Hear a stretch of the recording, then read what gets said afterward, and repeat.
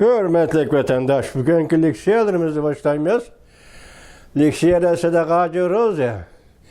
Washington'da sözleyimiz, bugün çizler 2025 yıl, 1. ayının 3. günü haftaga cuma vatandaş. Bugünkü vaziyetlerimizden esak umumlaştırıp aytqanda hazır torbetleri, video film işlegiçiler, haber yazgıcı, makale ve obzor ilan kılgıcı, bahalıgıcı, tahlilçiler. Bütün umum yüzlük fikri hazır Cumhuriyet Partiyası Cumhuriyet Hayge merkezleşti. Partiya ve armiya işideki ziddiyetlerge, partiya işideki hukuk talışış küreşlerge merkezleşti vatandaşın. Bunun ciddilik derecesini aziz siz gibi bizge itibirel edilen bir til. Yani obrazlık ve simbolluk ve yaki real haletini tasvirlik edek bir til azlık kılıp atıdı vatandaş. Şıkılıp iş şunca ciddi degen gep. Bugün sizlerge mındak bir sözle bakayla anlap yakınla. Birinci ayının 2. günü değil.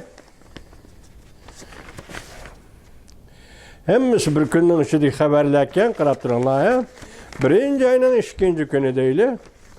Prezident Trump bevosita Cumhuriyet'e qarşı 3 payı o'qotdi. Mavzuli xabar 1. ayının 2. günü Büyük İrat orbiti e'lon qilindi. Xabar mundaq boshlandi.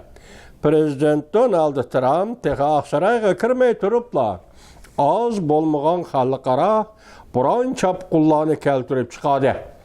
Yaqindan beri bevosita Cumhuriyet'e qarshi 3 payı o'qotdi. Bunun birisi Panama'ga münasebetlik. Ötkeni sözüldü Panama kanalı. Panama kanalını hazır Cumhuriyet Kompartiyasının tizgilli geldiği. Aynı çağda tarixinin bir mezgilide Amerika Qo'shma Shtatları Panama'nı Kolombiya'nın müstemlikisinden bir yolla arkalık azat kalıp, ondan keyin Panama kanalını yasap çıqqanlığı. Xitoy Kompartiyasi bugün Panama kanalını kontrol qilib, bir yol, bir bilbog' siyosati mush orqali, ya'ni Panama kanunu orqali O'rta Amerikaga elib kirishni ko'zlayotganligini nazarda tutib, Prezident Trump birinchi pay o'qishida dediki, qaytirib olish. Panama'nın iqtidorchilik huquqini qaytirib olish chunki bu Panama kanalını yasagan Amerika. Bunun kodollar hecdigen Amerika. Hem şundak teyyarlat durup Panama'ga bekadılar. Pul ammay sebep görsetmeyle tapşırıp bergen Amerika. Mesela yakında kaza kıldı Amerika'nın prezidenti, büyük prezidentlerinin birisi Jimmy Carter şu Panama kanalını Panama'ga berip etken gepken vatandaş. O kişi yakında kaza kıldı. Amerika'da nurg'un hizmet ko'rsatgan prezidentlarning birisiydi. Birinci meselemiz şu.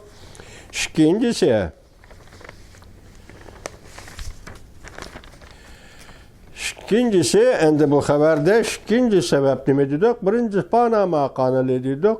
İkincisi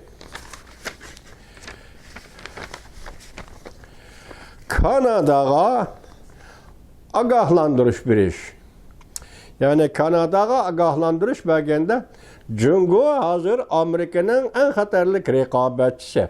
Sen bu rekabetçi devlet bilen bolgan münasebetini yaxşılamaslığın gerek. Diplomatiya meselesi de qaysi tarafta turishni bilib olishing kerak. İkinci Panama'ga agahlandırış verdi dep boldu konu. Onda üçüncü Gerlen aralığa agahlandırış verdi Amerika Qo'shma Shtatları prezidenti Donald Trump. Yani bir Gerlen'de aralı degan söz bu Şimali Kutup'a yakın. Hazır bu aralda Xitoy harbiy bazı degidek amaliyata qarmoqqa iqtisodiy baza. Tegi tektirini sürüşürsen harbiy bazı kurup olgan gap. Xitoy bu aral orqali Şimali Kutup'ni kontrol qilishga urinayotgan gap. Şunlaşqa bu mesele mesela Gerlendi aralını Amerika setib olamdı qandaq. Ya qaysi yo'l bilan bir taraf qildi? Bir agahlandirish. Kanada'ga agahlandirish, Gerlendi aralıq agahlandirish, Panama kanalı şu 3 pay yaki 3 qatımlıq zərbə Cungo Kompartiyası yetib keldi dedi.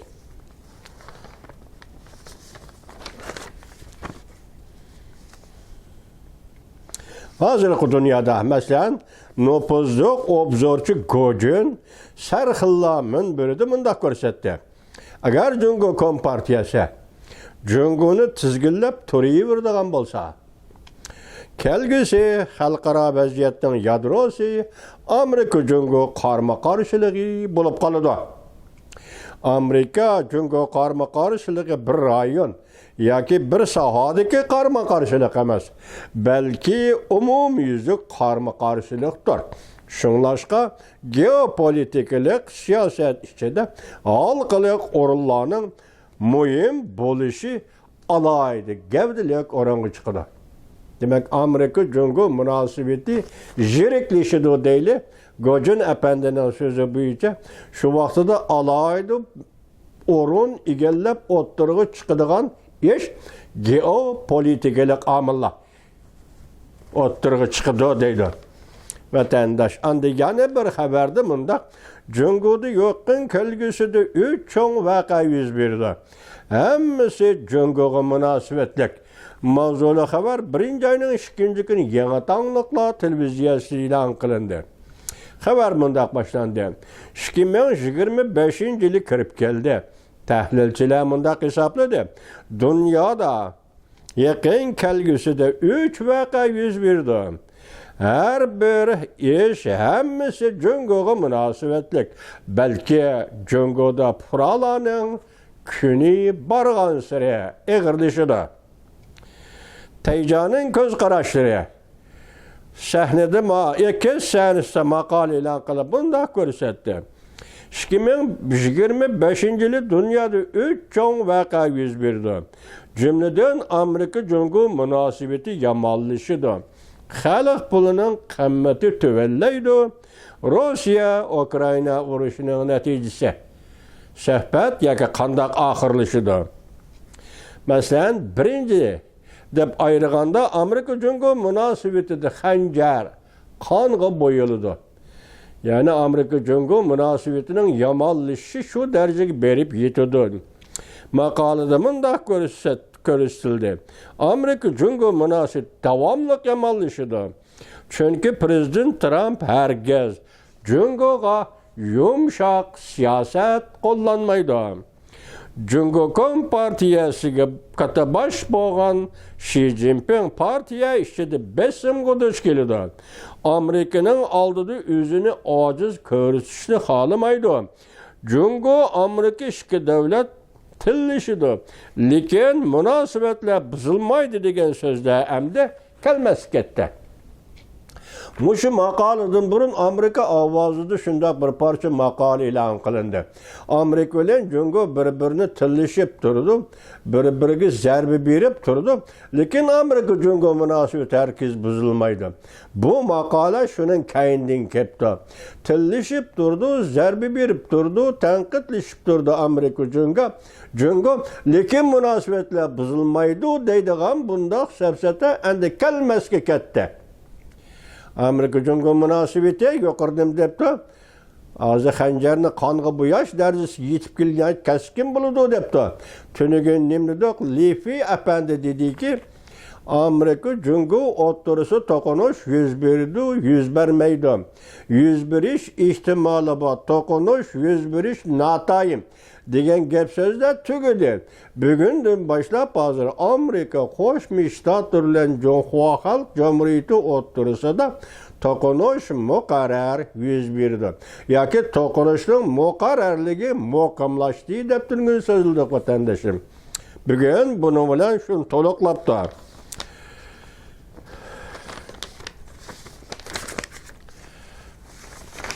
Birinchi, bunda Amerika Cungo munosabati yomonlashadi dedik. Ikkinchi, dollarning qimmati o'rlaydi. Amerika dollarining xalq pulining qimmati tuvallaydi. Bu xalq pulining qimmati tuvallaydi deganda bugun ayrim bir tor betida xalq pulining qimmati hozir 7.3 mo degan o'tkaldan o'tib ketdi. Yoki bu o'tkal buzildi, yoki bu siziq buzildi deydi. Demek 7'de 3 mo derecesi kötürülüptü yoki tushibdi. Yana bu ötkel buzuluptu. Demek bu Yeremen bir halk bulunan ko'rishining tushayotganligini balki jiddiy olib tushayotganligini ko'rish turdi.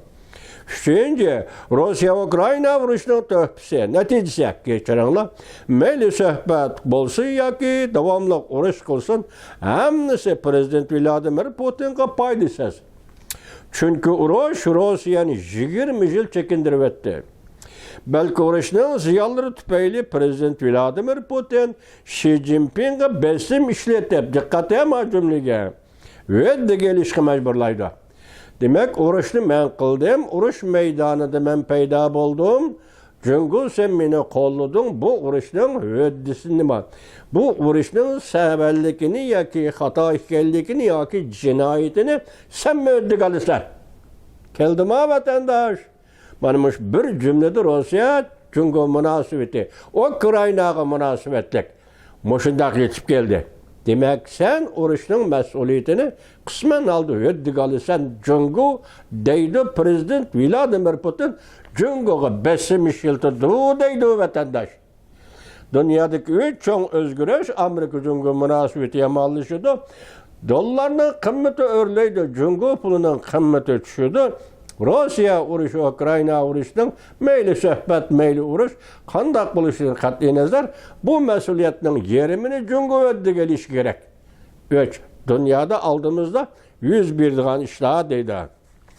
Anda yana bir ciddi bir ish bo'ldi bundaysiz vatandosh. Ukrayna hozir o'zidan kesib o'tadigan gaz truba liniyasini taqib o'tdi. Bu gaz truba liniyasidan eqib boradigan gaz, tabiiy gaz Yevropaga kirdi. Yevropaning iqtisodiga, Yevropaning qish kunlariga eg'er kunlarni elib keladi. Chunki tabiiy gazning bahosi o'rlab ketdi. Mush munosabatlar Rossiyaning tabiiy gaz va neftga tayinibdigidek iqtisodni saqlab kelayotgan iqtisodiy qurilma yoki ekonomik qurilma bugundan boshlab endi bu tarmar bo'ladi. Tarmar bo'lmaganda qattiq zarbaga uchraydi. Hozir Yevropa-Rossiya munosabatini, shundaqla Yevropa-Rossiya Ukrayna o'rtasidagi urush holatlari va qarama-qarshi holatlarga qanday ta'sir ko'rsatadi? Bugun bu yuqorqi 3 hodisadan avval yuz bergan Ukrayna territoriyasidan gaz truba, tabiiy gaz trubasi eqib o'tadigan gaz yo'lini Ukrayna taqib etdi. Bunun özü bir xabar. Vatandaş. Hozir Beijing'de Xi Jinping taxtdan tushish signali o'tirg'i chiqdi. Mavzuda xabar birinchi ayning 2 kuni Vanvi orbitida e'lon qilindi. Xabar mundaq boshlandi. Navbatda Jungu Kompartiyasining siyosiy kayfiyati intayin noziklashib ketdi. Biz boshda aytdik, Junguda Jonanxayda siyosiy kayfiyat jiddiylashib ketdi deydi. Partiya ishida kurash, iqtisod va kasodchilik. Kasodchilikqa o'xshashlar hozir Jungu jamiyatidan nafrat va umidsizlik o'rlashga boshladi. Junguning raisi Xi Jinping 2025-yil yangi yil bag'ishlamasida nozik ham eg'er ahvollar bilan o'tirg'i chiqdi. Tahlilchilar mundaq ko'rsatdi. Xi Jinpingning yangi yil bag'ishlamasi o'ziga elvida deyishdan iborat. Yoki o'zini uzutish, o'zidan ayrilish, elvida Xi Jinping deydi Xi Jinping. Demek Xi Jinping'dan ayrıldı degan gap bugun partiya Xi Jinping'dan ayrıldı, armiya Xi Jinping'dan ayrıldı. Junguning Jonanxayning siyosat sahnasi Xi Jinping'dan ayrıldı degan gap. Nayt yumshoq vosita bilan bugun Chimpokingdaydi. Shundaq yig'in echibdi. Bu yerda Xi Jinping degan toj, saltanatlik toj bu mavjud emas. Xi Jinpingni ko'tarib turib, maqtab turib, amaldan qoldirish. Hozir armiya ichidagi huquqi pokizlanib bo'ldi deydi. Tushundingizmi? Pokizlanib bo'ldi. Partiya ichidagi huquqi millionlashib qoldi. Endilik gapning ma'nosi 4-umumiy yig'inda bir taraf bo'ladi bu kishi. Iste'fo berdi bu kishi deyilgan edi. 4-umumiy yig'in qachon? Aniq emas. Qaysi şekilde istifa berdi? Aniq emas. Lekin ziddiyetler, kurashchan ziddiyetlarning to'qinishi Junanxayda hozir mush ahvolga keldi.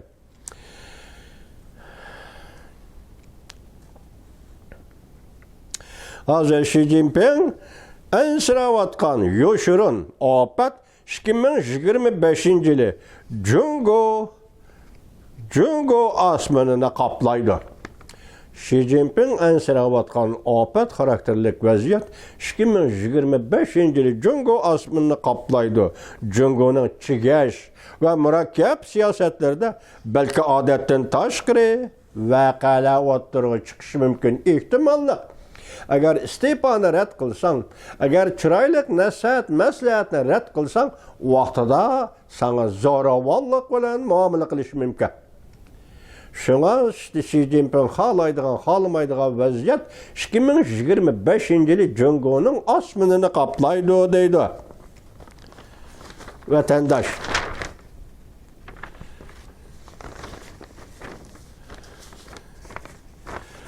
Anadaki Can Fonseca'nın bir abzasda bugünkü qisqa xabarlarga ait bir xabari varken, bunu bir anlayıp öteyim avval.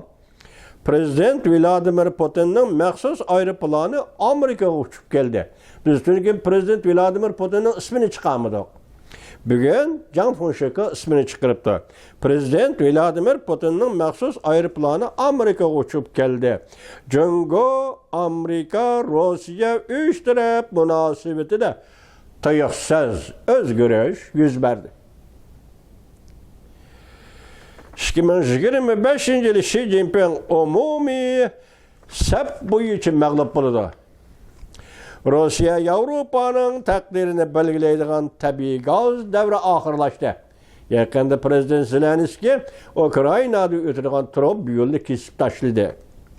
Amerika shirkatlari hamda Jungo shirkatlari uchun vaz hallik qilmaydi. Masalan, Amerika shirkatlari davlat majlisiga vaz hallik qilib, Jungo shirkatlarini yaxshilab tanishtiradigan ish tamam oxirlashdi. Can Fonseca birinci ayının 2. günü. Endilikte muşunun münasebetli kaldığını emin anlayısınız. Yana qısqa xabarlar vatandaş. Xi Jinping'ni qoğduğu için bir nefer kişi kol elinde. Bağbiyav deydi Xitaycha. Bu bir nefer kişi kol elinde. Vincabav yavr tavraydu deb agahlandırış berdi. Tangjivan obzori. YouTube 1. ayının 3. günü. Jungo matbuotlari chunqur ma'na bor. Xi Jinping harbiy huquqni tutib tura olmadi.